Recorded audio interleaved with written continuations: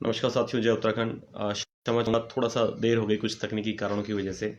मैं दिनेश सिंह बिष्ट। इससे पहले कुछ शुरू करूँ, आपको कुछ पंक्तियाँ सुनाना चाहूँगा। पहले भी सुनाई है, फिर से सुनाना चाहूँगा कि शहरों में जाकर हम बसते रहे, बूढ़े माँ बाप के आंसू गिरते रहे, उन आंसुओं का अब सब बोझ उठाने आया हूँ। उठो जागो है उत्तराखंडियों, मैं तुम्हें जगाने आया हूँ। ये हर उस उत्तराखंडी के बोल हैं जो उत्तराखंड में एक बहुत बड़ा परिवर्तन चाहता है। हमने मिलकर देखा जो सपना उत्तराखंड की खुशहाली का, उस सपने को अब मैं साकार बनाने आया हूँ। उठो जागो है उत्तराखंडियों, मैं तुम्हें जगाने आया हूँ। है ज्ञान सभी के पास मगर क्यों अंधकार सा दिखता है, क्यों कहते हैं ये दुनिया वाले कि उत्तराखंडी बिकता है। इस अंधकार के बीच ही एक दीप जलाने आया हूँ। उठो जागो है उत्तराखंडियों, मैं तुम्हें जगाने आया हूँ। बच्चे हमारे कर गए पलायन, घर ना आए जाने गुजरे कितने सावन। एक झलक हरियाली की मैं फिर से दिखाने आया हूँ। उठो जागो है उत्तराखंडियों, मैं तुम्हें जगाने आया हूँ। चाहे तुम ना जाना वापस अपने पहाड़ों में, अपनी धरती खेत खलियान और बाड़ों में, अपनी जड़ों की तुमको याद दिलाने आया हूँ। उठो जागो है उत्तराखंडियों, मैं तुम्हें जगाने आया हूँ। शायद कहीं सुलग रही है आग तुम्हारे सीने में, चुप बैठे हो फिर भी तुम क्या खाक मजा है जीने में। था जिसका इंतज़ार तुम्हें वो आवाज़ लगाने आया हूँ। उठो जागो मेरे उत्तराखंडियों, मैं तुम्हें जगाने आया हूँ। निकल चले हैं उत्तराखंडी जगह जगह परदेशों में, अच्छे जीवन और पैसे की चाह लिए अंदेशों में, उनकी चाहत को पहाड़ों में सजाने आया हूँ। उठो जागो है उत्तराखंडियों, मैं तुम्हें जगाने आया हूँ। तो साथियों, एक जाते जाते बस जाते इसको ख़त्म करते करते एक बड़ी क्रांति का मेरे साथियों बिगुल बजाओ, आपस में ना टकराओ, मिलकर एकजुट तो हो जाओ। इसी एकता से मैं खुशहाल उत्तराखंड बसाने आया हूँ। उठो जागो है उत्तराखंडियों, मैं तुम्हें जगाने आया हूँ। तो सभी साथियों का को बहुत बहुत धन्यवाद जिसने ये पोएम सुनी, और बहुत बहुत धन्यवाद जुड़ने के लिए। जैसा मैं हमेशा आपसे कहता हूँ, अच्छी जानकारी कोई भी है उसको शेयर कीजिए। आज मैं आपको कुछ बहुत महत्वपूर्ण जानकारी देने वाला हूँ। मुझे पता है वर्किंग डे है, सारे लोग आज अवेलेबल नहीं होंगे। संडे को फिर से लाइव आने का प्रयास करूँगा, लेकिन वो दूसरे टॉपिक पे होगा शायद।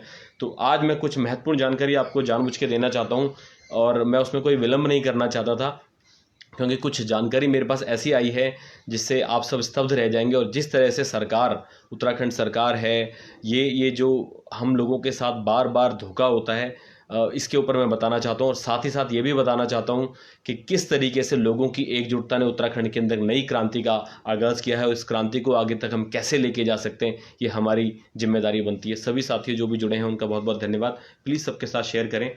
तो साथियों, जैसा आपको पता है कि एक न्यूज़ काफ़ी समय से प्रचलित हो रही थी, 1 महीने से ऊपर हो गया था। ईड़ा बारखम अल्मोड़ा ज़िले का जो सबसे बड़ा गांव है, वहां के कई लोगों ने, पूरे ग्राम वासियों ने मिलकर एक आमरण अनशन की जंग छेड़ रखी थी। बहुत सारे नेता आए, कोई झूठे दिलासे देके गए, लेकिन आज के टाइम पर, आज आपने ये, मैं जो आपको दिखाने जा रहा हूँ, मेरी स्क्रीन देखेंगे, प्लीज़ इसको देखिएगा। आज आपको पता चलेगा कि कितना बड़ा परिवर्तन आ जाता है। आप देखेंगे कि ये न्यूज़ है, आंदोलनकारियों की जिद पे झुका सिस्टम। और ये न्यूज़ सारी जगह है, आज सारे जगह भेजी जा रही है। ईड़ा गांव में पेयजल योजना पूरी होने का आश्वासन ले गरीबों के बीच पहुंचे विधायक। आप देखेंगे ये सारी क्या क्या किया इन लोगों ने। कंधे पर पाइप रखकर 10 किलोमीटर चले अनशनकारी, ठिठुरती ठंड में रात भर भूख हड़ताल पर डटे रहे ग्रामीण, पानी के लिए 102 साल की आमा का अनशन।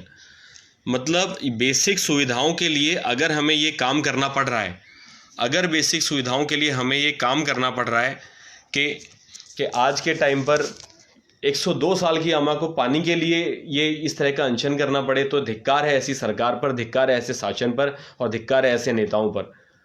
हालांकि इससे हमें बहुत बड़ा संदेश मिला है। हेमंत बिष्ट जी जो है हमारे मित्र हैं, जो यहाँ पर अनशन में बैठे थे, जो लीड कर रहे थे इसको, और इनके साथ बहुत सारे अन्य गांव के लोग बैठे थे। आज इन्होंने समझा कि कोई भी नेता काम नहीं आने वाला है, कोई भी शासन प्रशासन का व्यक्ति काम नहीं आने वाला, कोई भी अप्रोच काम आने वाली नहीं है। जिसने सोचा है, जिस सरकार, जिस शासन प्रशासन ने सोचा है कि हमें काम नहीं करना है, तो आप उससे काम करवा ही नहीं सकते। तो इसी तरीके से आज जब इनको आभास हुआ कि हाँ, हमारी एकजुटता ही हमारी ताकत है, और ऐसा नहीं कि लोग साथ नहीं देते, आज के टाइम पर हर व्यक्ति साथ देने को तैयार है। और हम भी काफ़ी समय से इनके साथ जुड़े हुए थे। हम सोशल मीडिया के माध्यम से और अपने ईमेल या कम्युनिकेशन चैनल्स के माध्यम से, मैं आपको दिखाना भी चाहूँगा कि वन यू की टीम इनके साथ कैसे खड़ी हुई थी। ये ट्विटर है, अपने लैपटॉप में मैं आपको दिखा रहा हूँ। हमने उत्तराखंड के सीएम ऑफिस, DIPR यूके और गवर्नमेंट ऑफ यूके को हमने ये भेजा था, और यहाँ पर जो भी अनशनकारी थे इनकी फ़ोटोज़ हमने यहाँ पर डाल के भेजी है। ये दिखाया कि देखो ये लोग कब से बेचारे परेशान हैं। आप देखेंगे 102 साल की बूढ़ी अम्मा है, बुढ़े ये बैठे हुए। हमने वन यूके की तरफ से साफ साफ डाला था, और मैं आपको डेट बताऊं तो ये डेट थी 27 अक्टूबर को, 27 अक्टूबर को भी डाला था। जब जब हमें पता चलता रहा, सोशल मीडिया में काफ़ी लंबी कैंपेन चलाई है इसके पीछे। और ये, लेकिन ये केवल वन यूके का साथ नहीं है, इसके अलावा और भी बहुत सारे लोग थे। हमने सवाल पूछा, आज क्यों ईड़ा बाराखाम ग्राम द्वाराहाट ब्लॉक जिला अल्मोड़ा के निवासियों को अनशन पर बैठना पड़ रहा है, कौन है इनकी इस हालत का जिम्मेदार? तो ये हमने सीधा सवाल पूछा है। और हमने इतना कठोर सवाल पूछा कि जब किसी की मृत्यु हो जाएगी उसके बाद क्या शासन प्रशासन जागेगा और राजनीति करने पहुंचेंगे जनप्रतिनिधि? हमने साफ साफ सवाल पूछा था। इस पे हम लाइव भी आए थे, लाइव भी आके हमने लोगों को बताने का प्रयास किया। और जिस तरीके से प्रधानमंत्री, मुख्यमंत्री जी को ये लेटर भी भेजा था गाँव वालों ने, वो भी हमने डाला है। तो ये रात के टाइम पर ये देखिए ठिठुरते हुए इन लोगों ने अपनी जान की परवाह किए बिना ये काम किया। इतना ही नहीं, हमने इनका साथ, मैं ये नहीं कह रहा कि केवल हमने साथ दिया, इसके अलावा और भी लोगों ने साथ दिया। आप ये देखिए, can you help in solving the problems of people of Dwarahat Uttarakhand block. और हमने यहाँ पर ये न्यूज़पेपर में अमर उजाला के अंदर छपी थी, इसको लेकर हमने किसको भेजा? हमने एक ईमेल भेजा, हमने भेजा चीफ मिनिस्टर को भेजा, चीफ सेक्रेटरी को भेजा और अल्मोड़ा के DM को भेजा। हमने उनको बताया, और साथ में हमने कुछ साथियों को हमने कॉपी पे रखा, हमने उनको बताया ये। तो ये आवाज उठेगी, चौतरफा प्रेशर हम लोगों को बनाना पड़ेगा, और आज सरकार सुनेगी। अगर जनता जागरूक है तो सुनेगी। और मैं आपको थोड़ी देर में बताने वाला हूं कि किस तरह से सरकार धोखा भी कर रही है हमारी भोली भाली जनता को। मैं भोली भाली कहूंगा क्योंकि जहां लोग जागरूक नहीं हो, भोले भाले ही हैं। उनको कोई बताए, कोई समझाया नहीं आएगा कि कानून ऐसा है, रूल ऐसा बनेगा, तब जाके काम होगा। आज के टाइम पर अब जब इन लोगों ने बीड़ा उठाया कि हम खुद ये काम करेंगे, अगर तुमने बात नहीं मानी, अपने गांव के अंदर वो अनशन पर बैठे, आमरण अनशन पर बैठे, और उसमें कुछ लोगों की तबीयत भी खराब हुई थी, वो हॉस्पिटल गए थे। हेमंत बिष्ट जी ने बताया मुझे, बहुत अच्छा लगा कि इस तरीके से सरकार ने अब इनकी बात मानी है। और इलेक्शन आने वाले हैं, चुनाव आने वाले हैं 2022 में, जितनी भी मांगे हैं पूरी करवा सकते हैं। इसके अलावा मैं एक चीज़ और दिखाना चाहूँगा आपको, एक और अप्रूवल आया है किसी दूसरी मांग पर। इलेक्शन से पहले जितना भी काम करवाना चाहते हैं हम करवा सकते हैं। एक चीज और देखिए सर, इस प्लीज सबको शेयर कीजिए, ये जनता की जागरूकता का कार्य है। ये लेटर ऑफ एक्सेप्टेंस मिला है, ये देखेंगे, उत्तराखंड ग्रामीण सड़क विकास अभिकरण, और यहां पर 30 मीटर का स्टील गर्डर का ब्रिज बनेगा, और ये बन रहा है हमारा बसोली पोखरी नईढौल मोटर रोड। यहां पर इनको 1,82,80,000 इतने का पैकेज अप्रूव हुआ है। और यहाँ के लोगों ने भी अपनी जिद छेड़ रखी थी कि हमें करना ही करना है। ये ताकुला ब्लॉक के अंदर आता है, अल्मोड़ा के। तो यहाँ पर भी लोगों ने जिद छेड़ दी कि हमें करवाना है। तो मैं जो समझाने का प्रयास कर रहा हूँ, हम शुरू से कहते हुए आ रहे हैं कि एकजुट हो जाएं। जिस दिन एकजुटता की शक्ति पता चल गई, ये बचपन से हम कहानी सुनते हुए आ रहे हैं, एक किसान ने अपने 4 बच्चों को एक एक लकड़ी दी तोड़ने को बोला, फिर चारों को इकट्ठे करके तोड़ने के लिए बोला। आज कोई तोड़ नहीं पाता उसको, आज तक कोई नहीं तोड़ पाता। क्यों? क्योंकि वो लोग एकजुट हैं, वो लकड़ियां एकजुट हैं। तो जिस दिन हम एकजुट हो गए, उस दिन हम सरकार को झुका देंगे, अपने हिसाब से चलाएंगे। क्योंकि ये नेता सरकार जो है ये हमारे द्वारा बनाई गई है। तो इसके बाद अब मैं आपको ये दिखाने जा रहा हूं कि सरकार ने क्या किया है, उत्तराखंड सरकार ने, और फिर मैं आपको दिखाऊंगा कि हमने उस पर क्या स्टेप लिया। और जो जागरूकता का अभियान हम चला रहे हैं, ये बताना चाहेंगे कि बिल्कुल सरकार के बहकावे में नहीं आना है। जब तक कुछ चीजें तरीके से नहीं होगी, आप वो तरीका मैं बताने जा रहा हूं कि वो तरीका क्या है। ये जागरूकता सबके पास फैलाइए। सरकार कोई भी चुनावी वादा कर देगी, ऐसा कर देगी, वैसा कर देगी, इसके बहकावे में बिल्कुल मत आना, और प्लीज ये शेयर करना। अब मैं आपको दिखा रहा हूं, कल 5 नवंबर को बीजेपी उत्तराखंड का ट्विटर अकाउंट, जिसपे उन्होंने एक न्यूज़पेपर की कटिंग डाली है। प्लीज इसको देखिए, ये कटिंग डाली है, बीजेपी उत्तराखंड है, ट्विटर अकाउंट है। मुख्यमंत्री श्री त्रिवेंद्र सिंह रावत जी ने उद्योग विभाग को दी जिम्मेदारियां, नौकरियों में 70% स्थानीय लोगों को मिलेगा प्रतिनिधित्व। 70% नौकरियों के लिए इन्होंने बोला कि प्रतिनिधित्व मिलेगा। और ये क्या चीज़ है मैं आपको दिखा देता हूँ, इसमें बहुत सारी कमियां हैं। हाँ, अभी मैं आपको बताने वाला हूँ। 70% नौकरियां स्थानीय लोगों को। ये स्थानीय लोग जो है ना, ये हमारे लोग समझ नहीं पाएंगे क्या चक्कर है। इसके पीछे बहुत बहुत बड़ा इशू है। और ये जो काम है ये वन यू की टीम बहुत तेजी से करवा रही है और मुझे कहने में कोई वो नहीं है कि हमने इसको लीड किया है। आज के टाइम पे बहुत सारी संस्थाएं, बहुत सारे लोग लगे हुए हैं, लेकिन जो हमें अंदर से जानकारी मिली है कि हमने जो कैंपेन चलाई थी, आपको पता है हमारी कैंपेन कौन सी है, तो वो अभी मैं दिखाऊंगा। हमने इसमें इसके अगेंस्ट हमने सीधा सीधा जवाब लिखा है। इसी ट्वीट के अगेंस्ट हमने लिखा है कि बिना मूल निवास 1950 कानून के ये सब बेमानी है, क्योंकि ये आरक्षण मूल निवासी को ना देकर स्थायी निवासियों को दिया जाएगा।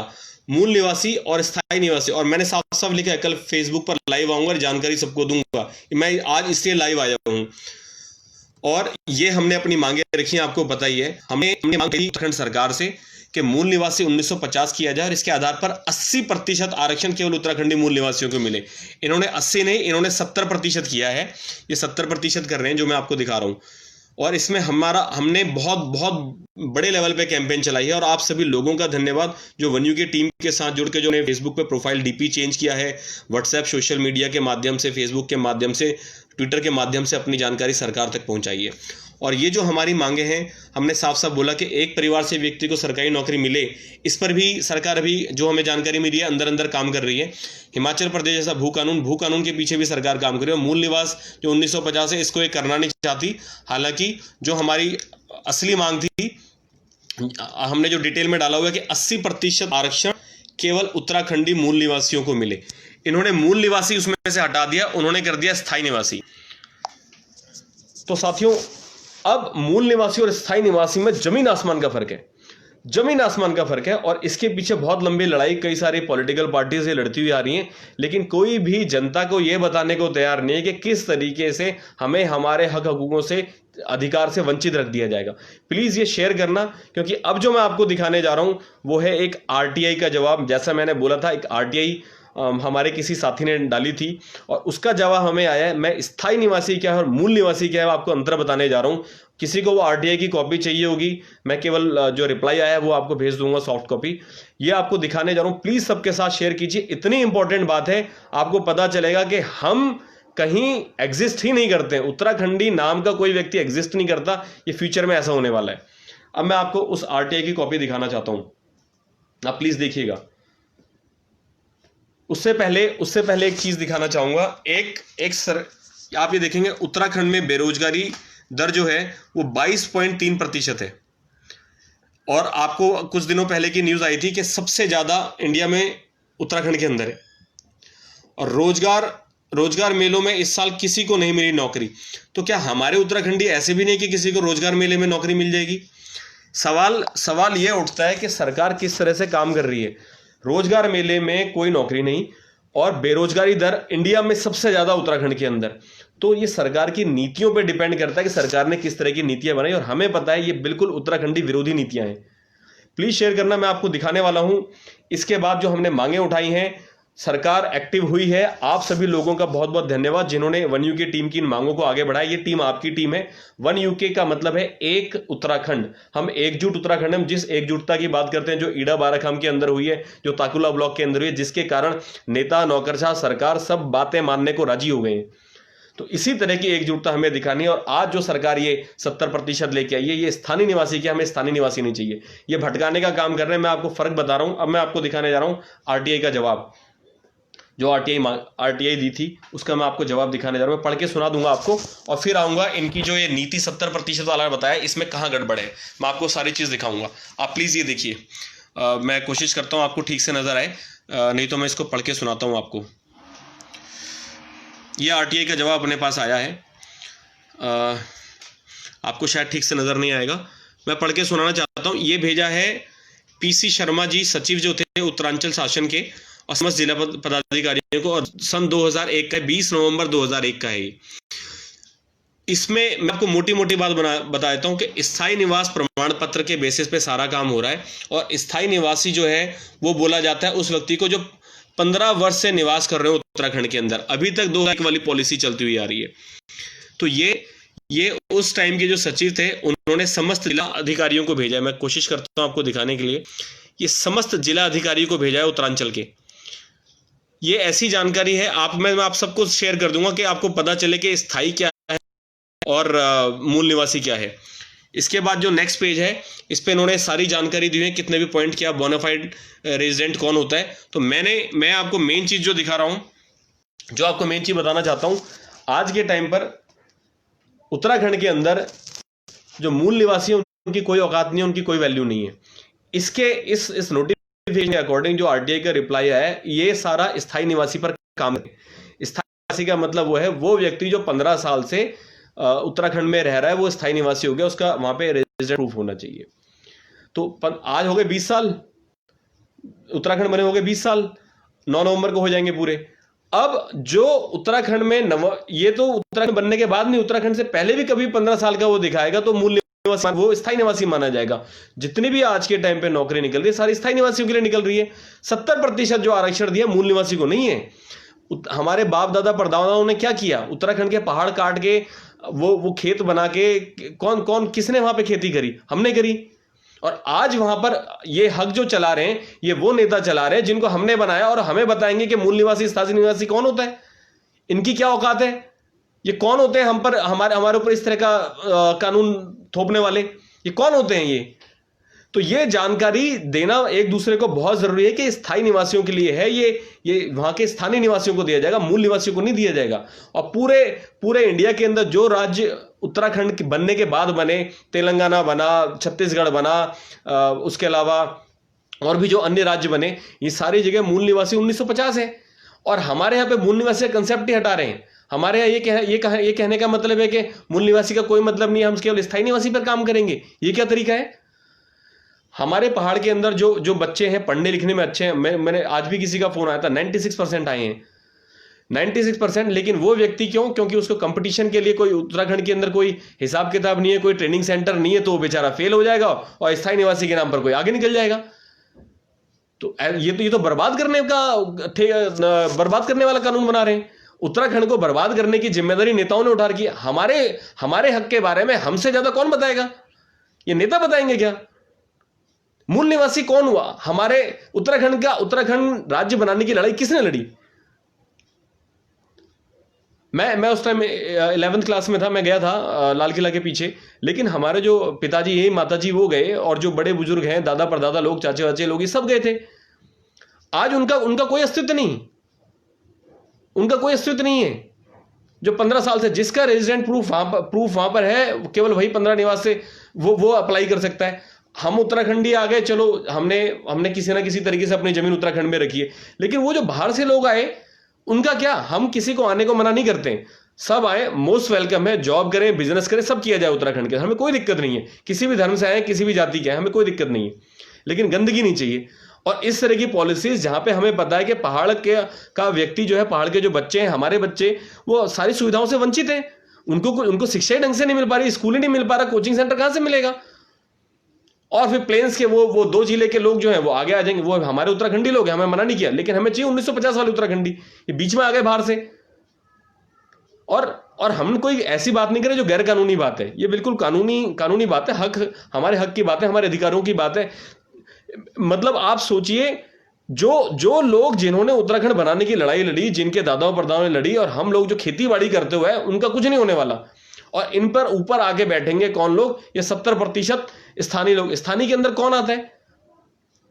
और इनकी स्टेटमेंट मैं आपको इसमें दिखाता हूं, ये बहुत हाई लेवल पे स्टेटमेंट दे देते हैं, और उसका कोई औचित्य नहीं बनता। इनका जो भी स्टेटमेंट है, इतना घटिया तरीके से इन्होंने काम किया। मैं एक स्टेटमेंट अगर आपको इनकी पढ़ के सुनाऊंगा, आप सुन के हिल जाएंगे। जो न्यूज़पेपर में आया है, इसमें क्या लिखा है मैं आपको बताना चाहता हूं। पहले टॉपिक से ही देख लीजिए। ये देखिए, 70% नौकरियां स्थानीय लोगों को, बनेगा कानून। ये कानून बनाएंगे क्योंकि जिसकी बात हमने वन यूके टीम ने उठाई थी, ये मजबूर हो रखे हैं बहुत बुरे तरीके से, और मैं सभी से चाहूंगा बार बार इसकी मांग आप उठाएं। अब ये 70% नौकरियां जो स्थानीय लोगों को, ये मूल निवासियों को नहीं है, पहले बता रहा हूं। और मूल निवासियों और स्थानीय निवासियों में अगर कंपटीशन होगा तो स्थानीय निवासी जो प्लेन एरिया के हैं वो बाजी मार के ले जाएंगे। ये बहुत क्लियर कंसेप्ट है। इन्होंने लिखा, प्रदेश सरकार अब उद्योगों में 70% रोजगार स्थानीय युवाओं को देने के लिए पुख्ता व्यवस्था करने जा रही है। हमने एक प्रपोजल दिया था, जिन साथियों को नहीं पता है उनको बताना चाहूंगा। हमने एक प्रपोजल दिया था डायरेक्टरेट ऑफ इंडस्ट्रीज को, वो प्रपोजल भी मैं आपको दिखाना चाहूंगा। हमने एक ईमेल भेजा था डायरेक्टरेट ऑफ इंडस्ट्रीज को किस तरीके से होना चाहिए, और ये अपनी सारी मांगों के साथ कि इस तरीके से हमें उत्तराखंड के अंदर काम करना चाहिए। आप ये देख सकते हैं, मैं आपको दिखाता हूं। ये हमने एक प्रपोजल भेजा था उत्तराखंड सरकार को, अगर आपको ठीक से दिख रहा है तो, a proposal to government of Uttarakhand for sustainable social development and to eradicate migration and employment issue.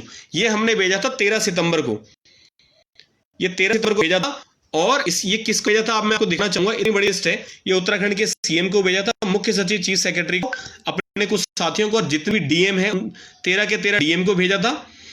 और उसके बाद हमने आपको मैं दिखा चाहूंगा पास से, ये डायरेक्टरेट ऑफ इंडस्ट्रीज को, जो आज जिनकी बात कर रहे हैं, इनको हमने सितंबर में ही बोल दिया था। हमको काफी लंबी लड़ाई लड़ रहे कई कई टाइम से, लेकिन हमने मेल के माध्यम से बताया आप किस तरीके से कर सकते हो। डायरेक्टरेट ऑफ इंडस्ट्रीज को भेजा, सिडकुल को भेजा, हमने सिडकुल के जीएम को भेजा है। उसके अलावा एम्प्लॉयमेंट जो इनका डायरेक्टर है उनको भेजा हमने, ट्रेनिंग डेवलपमेंट के स्किल डेवलपमेंट को हमने भेजा। और ये खाली एक छोटा सा ईमेल नहीं है, इसके नीचे पूरा प्रपोजल हमने दिया हुआ है। मैं आपको दिखाना चाहूंगा, ये पूरा प्रपोजल हमने सरकार को बना के दिया था, आप देख सकते हैं। तो ये जब ये लोग जागरूक हुए, उनको लगा कि यार वन्यू की टीम के अंदर तो पढ़े लिखे लोग हैं, और संस्थाओं की तरह नहीं है, या और संस्था भी भेजती होंगी, तो प्रेशर तो बना है, आप लोगों का सपोर्ट मिला है। ये सपोर्ट के बिना काम नहीं चलेगा। अब जब ये प्रपोजल हमने सरकार को भेजा, इतना बड़ा डॉक्यूमेंट, किसी को चाहिए तो मुझसे मांग सकता है, ये हमारी वेबसाइट पर आपको मिल जाएगा। ये इतना बड़ा प्रपोजल हमने भेजा है। अब आज के टाइम पे सरकार कहती है कि भाई हम जो जॉब देंगे, ये चुनावी, ये केवल चुनाव की बात हो रही है, केवल उल्लू बनाने के लिए। और इसमें इन्होंने लिखा है, मैं ये भी आपको क्लियर बताना चाहूंगा, फिर से आपको दिखाना चाहूंगा और बताना चाहूंगा एक एक चीज पढ़ के कि गलतियां ये कहां पर हो रही है, और हमारे लोगों को जागरूक होना बहुत जरूरी है।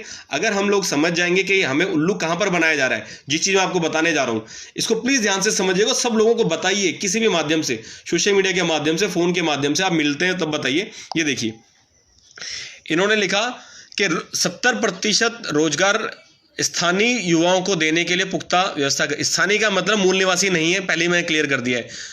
सरकार इसके लिए कानून बनाएगी, जिसकी हम मांग कर रहे हैं कि विधेयक पास होना चाहिए। सीएम त्रिवेंद्र रावत ने उद्योग विभाग को इसकी जिम्मेदारी दी, डायरेक्टरेट ऑफ इंडस्ट्रीज को, जिसके पास हम पहले अपना प्रपोजल भेज चुके थे कि ये आपको मिलकर करना पड़ेगा। सचिवालय में सेवा योजन विभाग की समीक्षा बैठक में सीएम ने कहा कि उद्योगों में 70% रोजगार स्थानीय युवाओं को देने की व्यवस्था के पुख्ता इंतजाम किए जाएं।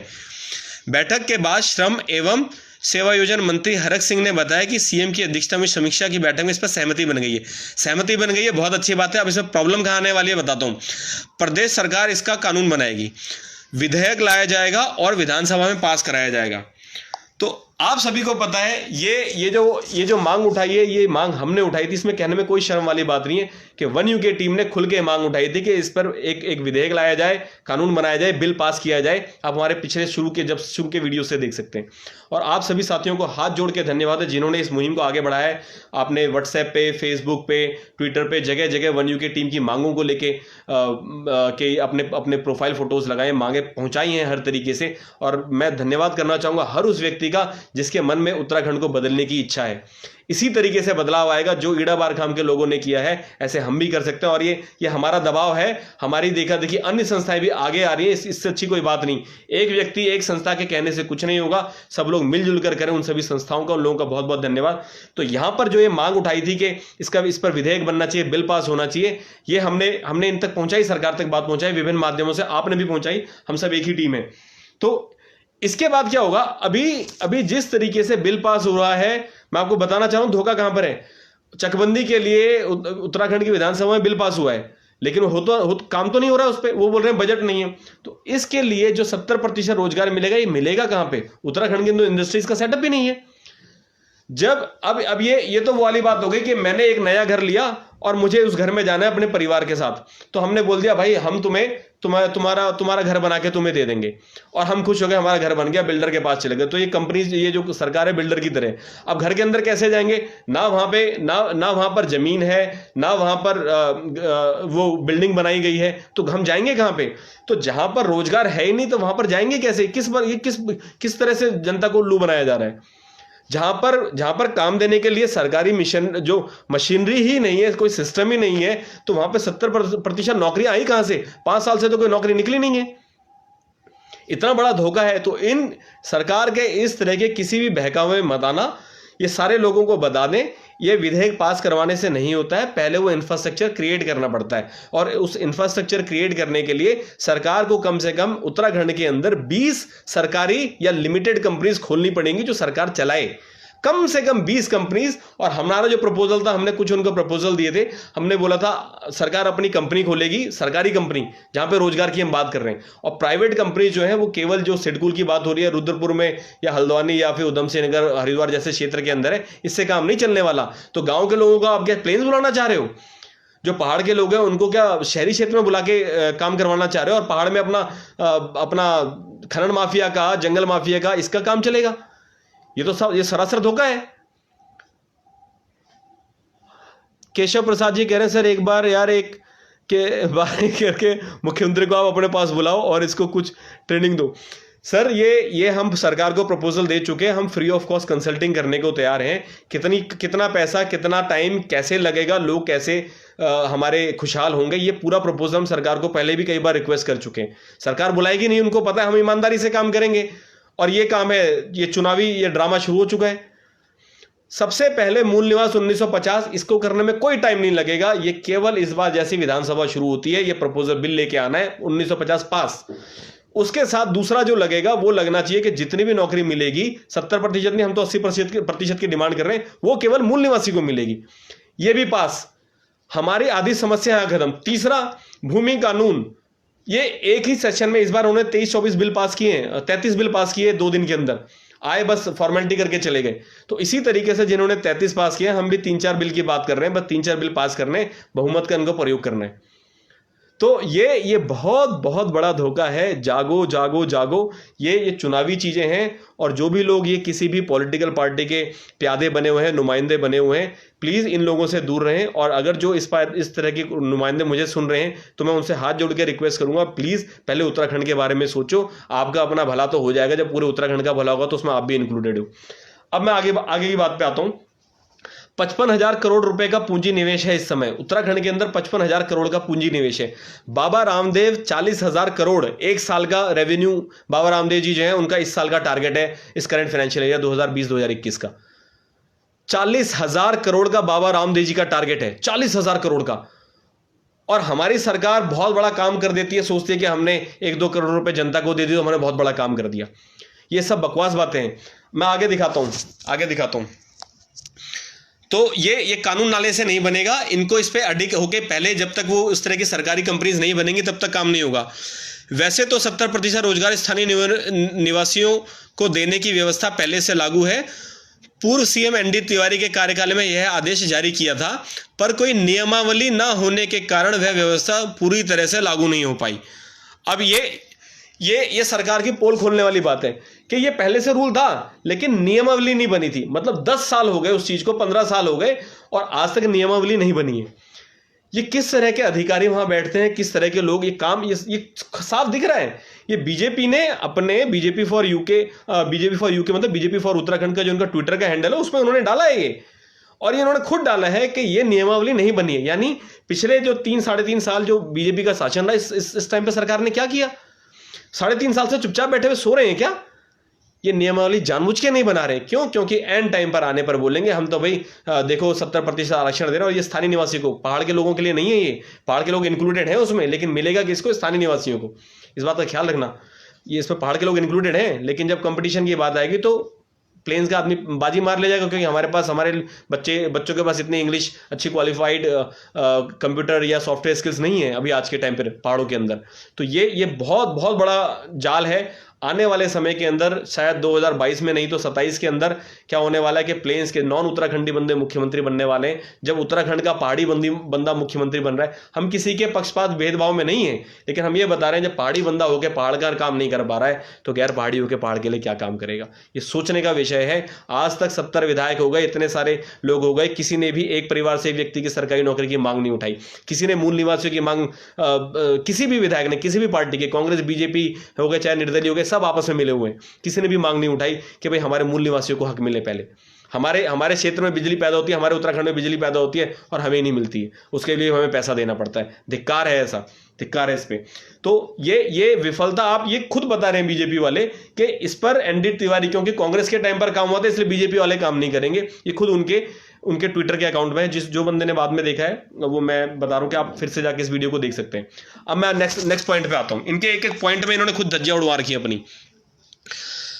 कारण यह व्यवस्था पूरी तरह से लागू नहीं हो पाई। इस मामले में श्रम और उद्योग में खींचातान होती रही है। तो श्रम मंत्रालय, श्रम और उद्योग में मतलब मिनिस्ट्री ऑफ लेबर के अंदर, और जो खींचतान हुई है वो हुई है डायरेक्टरेट ऑफ इंडस्ट्रीज के अंदर। इन दोनों में आपस में खींचातान है। मतलब इतनी बड़ी सरकार पूरा उत्तराखंड चलाने की बात कर रहे हैं और 2 डिपार्टमेंट को पता ही नहीं है कि काम जिम्मेदारी किसकी है। शर्म की बात नहीं है? क्या ये शर्म की बात नहीं है? किसी को पता ही नहीं कि किसकी जिम्मेदारी। इतनी बड़ी सरकार, उत्तराखंड कैसे चलाएंगे ये लोग यार? ये कैसे चलाने वाले उत्तराखंड? ये कैसे बदलने वाले कि ये लोग हमें खुशहाल करेंगे? ये घटिया नेता, ये बेवकूफ जनता को बेवकूफ बनाने वाले, ये हमें करेंगे खुशहाल? सोच ही नहीं है इनको। इतने सालों से यही नहीं पता कि जिम्मेदारी किसकी है। श्रम मंत्रालय उद्योग विभाग को बोल रहा है, उद्योग डायरेक्टर ऑफ इंडस्ट्री जो उद्योग वाले वो श्रम उनको बोल रहे हैं। इनको पता ही नहीं है। आगे पढ़ के बताता हूं। श्रम विभाग का कहना है कि उनके पास अधिकार नहीं है। श्रम विभाग कानूनों की व्यवस्था, श्रम कानूनों की कोई व्यवस्था नहीं है। मतलब आज के टाइम पे रुद्रपुर के अंदर जितनी भी फैक्ट्रीज हैं वहां पर आपको पता 8,000 10,000 रुपए मिलते हैं। 8 की जगह 12 घंटे काम लिया जाता है। क्यों? क्योंकि खुद ही कह रहे हैं बीजेपी वाले। आप देख लो, हम किसी सरकार के अगेंस्ट नहीं, मैंने पहले भी बोला, आज सरकार बीजेपी की बीजेपी को बोलेंगे, और इससे पहले कांग्रेस की होती तो कांग्रेस को बोलते, और आज ये खुद ही कह रहे हैं। अपने पोस्ट पे डाला इन्होंने, ट्विटर पे इन्होंने बोला कि श्रम कानूनों में व्यवस्था नहीं है। अरे क्यों नहीं है भाई? हमने तुम्हें क्यों बनाया मंत्री? हमने तुम्हें क्यों जिताया? क्यों उत्तराखंड के लोगों ने इनको वोट दिए? क्यों सरकार बनाई इनकी कि इनके पास एक भी व्यवस्था ना रहे? ये क्या तरीका है? ये कौन सा तरीका है? कानूनों की व्यवस्था नहीं है। ट्विटर हैंडल पे डाल के देखना बीजेपी फॉर यूके, और वहां पर आपको पता चलेगा ये इन्हीं की उसमें है। ये अपनी बेइज्जती करा रहे हैं खुद। और हमने किन लोगों को चुना जो एक नियमावली नहीं बना सकते? आप हमारे वन यूके की वेबसाइट पे जाएंगे, आपको हमारे रूल्स एंड रेगुलेशन का मेन्यू भी मिल जाएगा, हर पेज के बॉटम में मिल जाएगा। हम इतने डिसिप्लिन तरीके से काम करते हैं। आगे बताता हूं। वहीं उद्योग विभाग के मुताबिक व्यवस्था का पालन कराने का अधिकार श्रम विभाग के पास ही है। तो उद्योग कहता है कि श्रम विभाग का काम है, श्रम विभाग कहता है हमारा नहीं है, हमने बनाया नहीं है। तो इनको कौन देखेगा? ये काम कौन करेगा? ये जनता को करना है कि हम तो कहते हैं चलो हमें दे दो, हम कर लेते हैं। ये कौन करेगा काम? ये बहुत बकवास बात। प्लीज ये वीडियो को शेयर करना। और बहुत सारे लोग जो मुझे कहते हैं कि भाई जी आप जब भी लाइव आते हो पता नहीं चलता, आज मैंने 1 घंटा पहले मैसेज डाल दिया था, तो प्लीज मेरे पेज को अगर आप लाइक करेंगे, आपको ये सारी जानकारी मिलती रहेगी। जब मैं लाइव आऊंगा आपको अलर्ट आ जाएगा। अब इसमें लिखा है प्रवासियों को होगा फायदा। ये भी आपको दिखाना चाहता हूं। प्रदेश सरकार के इस फैसले को पीएम मोदी के लोकल के लिए वोकल का उत्थान के रूप में देखा जा रहा है। कोरोना संक्रमण की वजह से करीब 3 लाख प्रवासी लौटे थे, जिनमें 71% अभी प्रदेश में ही रोजगार खोज रहे हैं। अब ये फिर अपनी बेइज्जती करवा रहे हैं। ये सरकार क्यों अपनी बेइज्जती करवाने में लगी है मुझे समझ में नहीं आता है। इन्होंने लिखा कि 71% अभी तक रोजगार खोज रहे हैं। तो ये क्या शर्म वाली बात नहीं है कि पिछले 7 महीनों के अंदर सरकार एक ऐसी पॉलिसी नहीं बना पाई? बहुत छोटा सा काम था, एक कंपनी बनानी थी सरकार को, और हमने जो प्रपोजल भी दिया है सरकार को, ये बहुत आसान, ऐसी नहीं कोई रॉकेट साइंस है इसमें बहुत बड़ी चीज लगेगी। सरकार को एक कंपनी बनानी थी कि भाई मशरूम उत्पादन को लेकर हम एक कंपनी बनाएंगे, और वहां पर टॉप नॉच प्रोफेशनल को, इंडिया के टॉप नॉच प्रोफेशनल्स को हायर करना था। और वहां पर मशरूम ट्रेनिंग हमारे उत्तराखंड की जगह जगह पे हो रही है, बहुत सारे लोग सर्टिफाइड हैं। उनको बोलना है कि मशरूम का उत्पादन शुरू कर दो, और तुम हमारे पास नौकरी पे 10,000 रुपये 8,000 रुपये महीने की।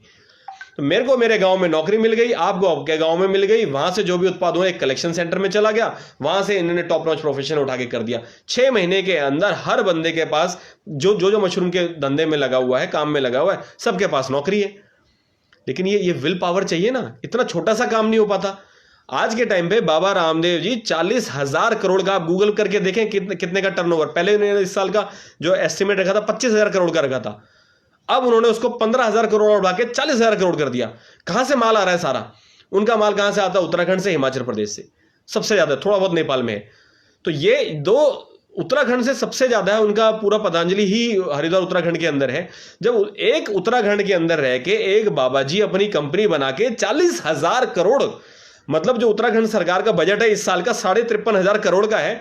जब एक बाबा जी एक कंपनी बना के 40,000 करोड़ कमा सकते हैं, तो क्या हमारी उत्तराखंड सरकार 20 कंपनी बना के 20,000 करोड़ नहीं कमा सकती है अपने उत्तराखंडियों को नौकरी देने के लिए? शर्म वाली बात है, शर्मनाक बात है, घटिया बात है, घटिया नेता, घटिया सोच, बिल्कुल बेकार करके रखा हुआ है। कौन बदलेगा? सवाल आता है कौन बदलेगा?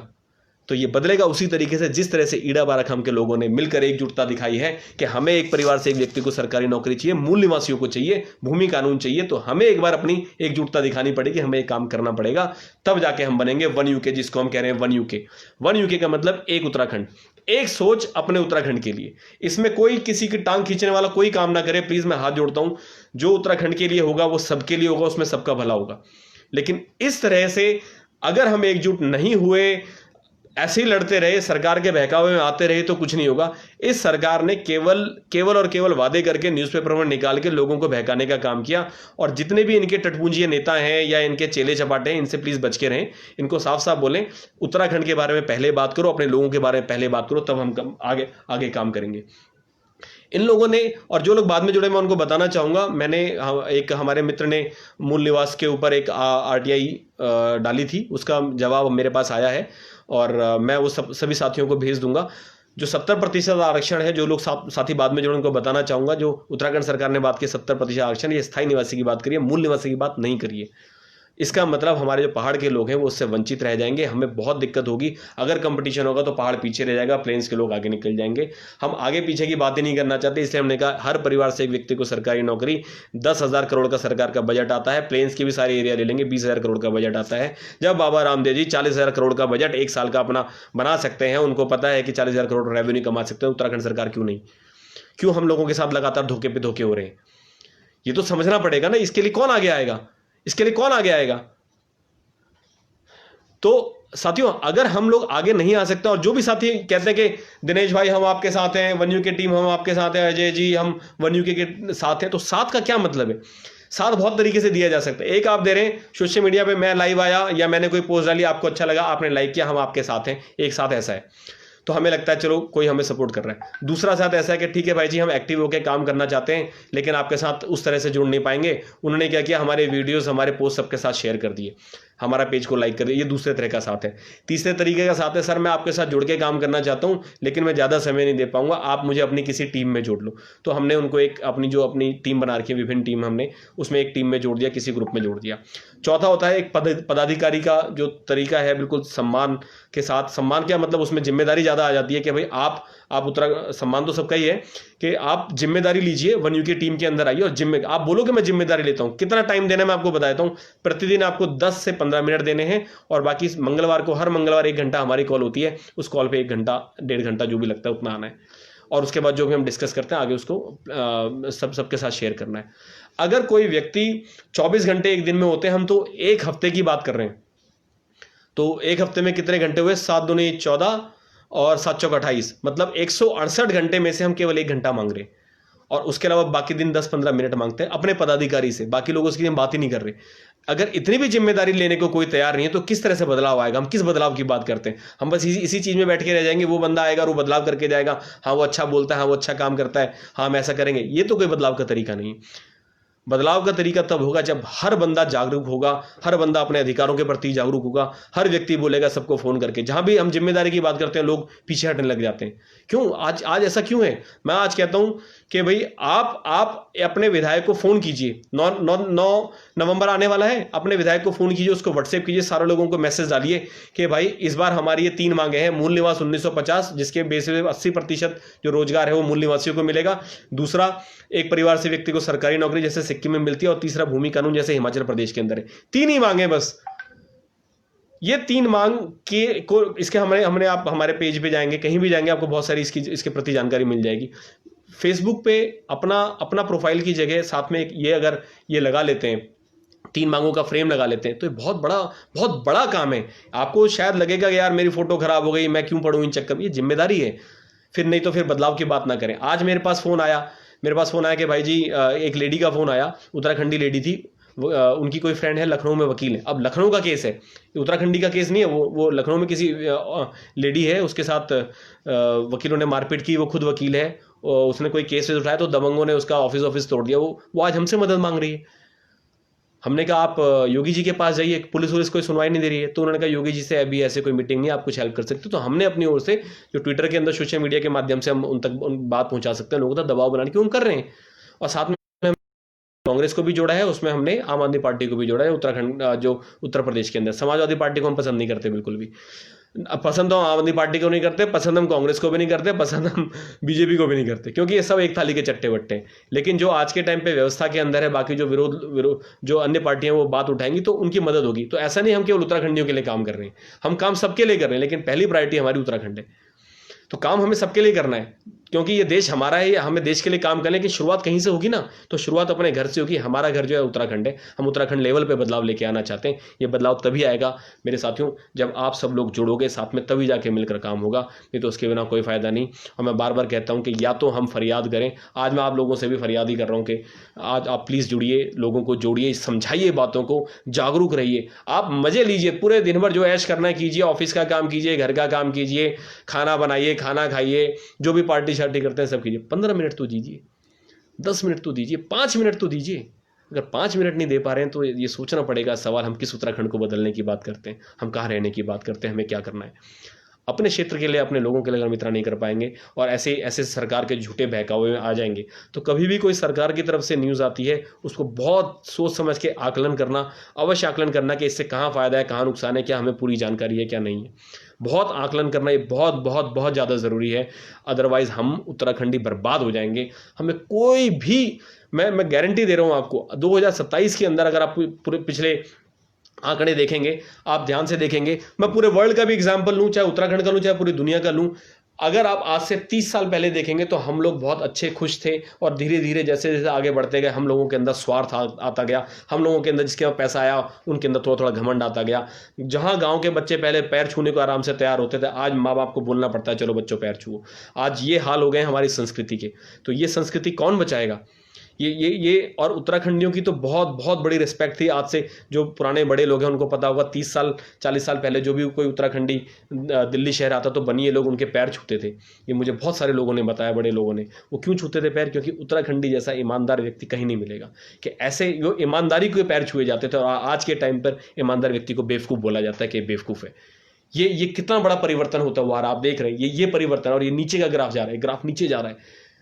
कहाँ आज से 30 साल पहले जो संस्कृति थी, आज वो संस्कृति रह गई है? तो ये सोचना पड़ेगा इसको। ये बिल्कुल खत्म होता जा रहा है धीरे धीरे। ये बदलने की जिम्मेदारी हमारी है। अगर हम नहीं बदल पाएंगे तो कोई नहीं बदलेगा। ये आखिरी पीढ़ी है जो कुछ बदलाव ला सकती है, क्योंकि इसके बाद कोई साथ नहीं देगा। इसके बाद कोई साथ नहीं देगा, कोई सुनने वाला नहीं है। आज माँ बाप अपने बच्चे को सामाजिक कार्यों में लेके नहीं जा रहे। इसका क्या कारण है? तो सामाजिक कार्यों में हम सबको अपने बच्चों को लेके जाना पड़ेगा, बार बार उनको बोलना पड़ेगा। जिनको अपनी पहाड़ी भाषा बोलूँ नहीं है, उनको अपनी पहाड़ी भाषा बोलूँ होनी चाहिए। तो यस ले चू, मुझे पहाड़ी भाषा बोलने नहीं आती थी, अपने कुमाऊँ से हूँ मैं, तो मैंने सीखी लगातार घर में बात करता हूँ। थोड़ी बहुत टूटी फूटी हो जाती है, बट सीखनी पड़ी मेरे को, बड़े होकर सीखनी पड़ी। 35 साल की उम्र में मैंने सीखना शुरू किया। तो ये करना पड़ेगा, ये घर से शुरुआत होती है। मेरे घर में सब बोलते हैं, मैं ही नहीं बोलता था। तो ये बहुत ज़रूरी है। हम भाषा की बात करते हैं, हमें संस्कृति है, भाषा है, कुछ भी हमारे घर से शुरू है। और हम अपने बच्चों को कमज़ोर बनाने की बजाय उनको मजबूत बनाए, उनको ये बोलने की बजाय बेटा इस चक्कर में मत, उनको बोलना बेटा ये हमारे पहाड़ियों का चक्कर है, हमारे उत्तराखंडियों का चक्कर है, इस चक्कर में ज़रूर पड़। हर वो माँ बाप जिसके बच्चे 18 साल या उससे ऊपर के हैं, मैं उनसे हाथ जोड़ के निवेदन करूंगा, उनको बताओ उत्तराखंड के बारे में, क्या उत्तराखंड के बारे में बताइए, कैसे उत्तराखंड बना, और उनको बताइए किस तरह की मुहिम उत्तराखंड के अंदर चल रही है। हमने उठाई, हमारी संस्था ने, अन्य संस्थाओं ने उठाई। उनको बोले किसी ऑर्गेनाइजेशन के साथ, जो अच्छे ऑर्गेनाइजेशन के साथ, वो नहीं जो पॉलिटिकल किसी ऑर्गेनाइजेशन के साथ चिपका हुआ हो। वो ऐसा ऑर्गेनाइजेशन नहीं होना चाहिए। वो जो बिल्कुल इंडिपेंडेंट सही तरीके से काम करे, जिसकी अपनी एक सही विचारधारा हो, उसके साथ जुड़े। वन यूके के साथ जुड़े, मोस्ट वेलकम है। किसी दूसरे अन्य भी अच्छे संस्थाएं हैं, उनके साथ जुड़े। लेकिन ये जुड़े, ये बच्चों को शुरू से सिखाना पड़ेगा। और आज के टाइम पर जो मैं देखता हूँ, माँ बाप कहते हैं कि छोड़ यार, उनके चक्कर में मत पड़िए, चक्कर वक्कर ये मत पढ़ो, इसको छोड़ के वो इनके चक्कर में पढ़ो, अच्छे काम करने के चक्कर में पढ़ो। लेकिन कोई भी इलीगल काम मत करो, गलत तरीके से, गलत भाषा का प्रयोग मत करो। किसी के विरुद्ध इस तरह से मत करो कि आपके ऊपर पुलिस केस हो जाए। इन चीज़ों से बचें, संवैधानिक रूप से लीगल तरीके से हम कार्य करें, अपने बच्चों को आगे लेके आएँ, तब जाके बनेगा हमारा सशक्त उत्तराखंड, एक मजबूत उत्तराखंड। तो साथियों, मैं बार बार आपसे रिक्वेस्ट करता हूँ कि जो भी साथी जिनकी कंप्लेंट रहती है कि दिनेश भाई आप लाइव आते हो, हमें पता नहीं चलता है, तो प्लीज़ मेरे पेज को आप लाइक करेंगे तो आपको उससे व्यूज़ मिलेंगे। कई लोगों के फ़ोन भी आए, मैसेज भी आए। और अपनी ओर से ये अभियान को जारी रखें और कोशिश करें कि आप ही उत्तराखंड के नेक्स्ट लीडर बने, ये सोच के चलें कि आपकी सोच ही अगली उत्तराखंड की दिशा परिवर्तन करेगा। ऐसा नहीं कि अगर दिनेश भी अच्छा बोलता है या अजय भी अच्छा बोलता है या शर्मा जी या फिर कोई भंडारी जी या नेगी जी अच्छा बोलते हैं तो आप लोग अच्छा नहीं बोल पाएंगे। और जिस भी साथी को वन यू के टीम के प्लेटफॉर्म से अगर आके कुछ कहना है, अपने मन की बात रखनी है, आपका स्वागत है। आप हमें बताइए, इस कमेंट में आप डालिए कि आप उत्तराखंड के को लेकर अपने मन की बात रखना चाहते हैं। और अगर आप चाहते हैं हम एक रेगुलर डिस्कशन करें तो इस तरह का भी हम कार्य कर सकते हैं। हम रेगुलर एक डेली बेसिस पे, जैसे भी मैं आपको बात बता रहा हूँ, अगर आप कुछ कहना चाहते हैं, जुड़ना चाहते हैं, तो ये काम हम रेगुलर बेसिस पे भी कर सकते हैं। लेकिन बात वही है कि इस रेगुलर बेसिस पे करने की जिम्मेदारी कौन उठाएगा। 7 के 7 दिन तो मैं नहीं कर पाऊंगा, आपको भी पता है। कोई भी व्यक्ति 7 के 7 दिन लगातार नहीं कर पाएगा। तो अगर कुछ लोग मिलकर, 7 लोग मिलकर एक व्यक्ति जिम्मेदारी उठाए कि इस दिन मैं जिम्मेदारी लेता हूँ, इस दिन मैं लेती हूँ, लड़का लड़की, आदमी औरत, भाई बहन, तो ये कोई भी मिलकर जानकर अगर ये जिम्मेदारी उठाए, जो बोले कि मैं आगे आता हूँ या मैं आगे आती हूँ, तब बनेगी बात, तब होंगे हम एकजुट, तब पता चलेगा कि कैसे बदलेगा उत्तराखंड। और हमारी टैग लाइन है कि आओ उत्तराखंड बदले। उत्तराखंड बदलना है तो पहले खुद को बदलना पड़ेगा, थोड़ा सा एक्स्ट्रा काम करना पड़ेगा। मैं एक कंपनी में था पहले, एक मल्टीनेशनल कंपनी में, तो वहाँ पर HCL, आपने कंपनी सुनी होगी, उनके एक्स CEO आए थे और उन्होंने एक अपने बारे में बताया कि जब वो इंटरव्यू के लिए गए थे, उनका इंटरव्यू में सिलेक्शन हुआ और कुछ टाइम के बाद उनके मैनेजर ने उनको निकाल दिया वहाँ से। वो बहुत नाराज़ हुए। उन्होंने कहा यार मुझे क्यों निकाला, कह रहे क्योंकि वो बहुत अच्छा काम करते थे। उनको लगा कि मैनेजर को कि मेरी नौकरी खा जाएगा, तो किसी ना किसी दबाव से उनको कंपनी से निकाल दिया, HCL से।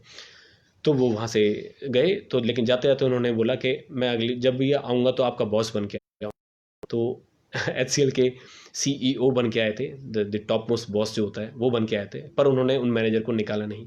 तो यही सौम्यता, क्योंकि वो उनके बॉस बन के आ गए, वही बहुत बड़ी बात थी। यही उनके लिए सबसे बड़ा जो उनको प्रतिशोध तो नहीं बोलेंगे, जो उनकी तरफ से, अब आज के टाइम पर उन्होंने सब छोड़ दिया। 99% अपनी जो इनकी इनकम है वो समाज सेवा में देते हैं, 1% केवल अपने खर्चे के लिए रखते हैं। तो इस तरह के लोग हैं आज के टाइम पर, ऐसा नहीं है। तो मैं ये एक छोटा सा आपको मैंने उदाहरण दिया कि इस तरह के आज के टाइम पर लोग हैं। तो उसी टाइम पर एक किसी दूसरी बड़ी कंपनी से, मुझे नाम तो याद नहीं, उनके भी एक CEO आए थे। उन्होंने एक बहुत अच्छी बात बोली कि बेटा मतलब सब लोगों को बोल रहे थे, तो लेकिन मुझे लगा कि बहुत ज़बरदस्त बात है। तो उन्होंने बोला ऑर्डिनरी और एक्स्ट्रा ऑर्डिनरी में केवल एक्स्ट्रा का फ़र्क होता है। मतलब आम आदमी और जो एक्स्ट्रा ऑर्डिनरी पीपल हैं, जिसको विशेष बोल देते हैं, उसमें क्या फ़र्क है। तो ऑर्डिनरी और एक्स्ट्रा ऑर्डिनरी, तो उसके आगे एक्स्ट्रा लगा होता है। तो जो काम आप कर रहे हैं, व्हाट्सएप फेसबुक कर रहे हैं, वो सारे लोग, ऑर्डिनरी लोग भी वो कर रहे हैं। लेकिन आपने क्या एक्स्ट्रा किया, वो एक्स्ट्रा चीज़ जो है वही आपको बताएगी। अगर वो एक्स्ट्रा काम आप वन यूके की मांगों को सपोर्ट करते हैं, आगे बढ़ते हैं, उत्तराखंड बदलने के लिए थोड़ा सा एक्स्ट्रा काम करते हैं, वो आपको पहचान दिलाएगा। तो इसलिए ऑर्डिनरी और एक्स्ट्रा ऑर्डिनरी में केवल एक्स्ट्रा का फ़र्क है, चाहे वो 1% करें, चाहे 10%, चाहे 100%। तो ये आज हमें देखना है, हम कितना एक्स्ट्रा ऑर्डिनरी खुद बनते हैं, कितना एक्स्ट्रा ऑर्डिनरी अपने उत्तराखंड को बनाते हैं। तो आप सभी साथियों का बहुत बहुत धन्यवाद जुड़ने के लिए। प्लीज़ वीडियो को शेयर कीजिए, इतना शेयर कीजिए कि लोग जागरूक हों, उनको पता चले कि आज उत्तराखंड की क्या हालत है और हम लोग ही हैं जो उत्तराखंड बदलेंगे। हमारे बाद कोई नहीं आने वाला। जय उत्तराखंड, जय हिंद।